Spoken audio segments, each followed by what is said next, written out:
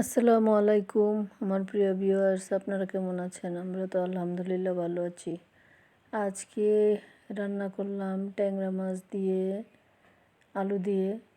আর এটা খেতে কিন্তু ভীষণ ভালো লাগে, একটু ঝোল ঝোল। তো আলুটাকে একটু ভেজে নিয়েছি।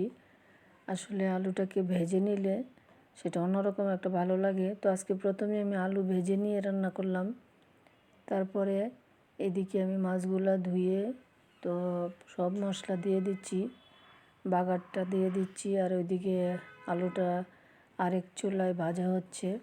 তো এখানে সব ধরনের মশলাই দিয়েছি, সাথে আমি পেঁয়াজ বাটা দিয়েছি, হলুদের গুঁড়ো, মরিচের গুঁড়ো, ধনিয়ার গুঁড়ো দিয়ে, আর পেঁয়াজ কাটাও দিয়েছি, বাটাও দিয়েছি, দিয়ে মশলাটাকে সুন্দরভাবে কষিয়ে নিচ্ছি।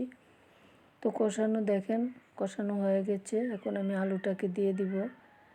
আলুটা ভাজা হয়ে গেছে, আর একটু ভেজে নিলে আলুটা অন্যরকম মজা লাগে খেতে আমার কাছে। তো যাই হোক, এখানে আলুটা দিয়ে তারপরে আমি আর একটু কষিয়ে নিলাম। আর এখানে আমি জল দিয়ে দিচ্ছি। এখন কষানো হয়ে গেছে।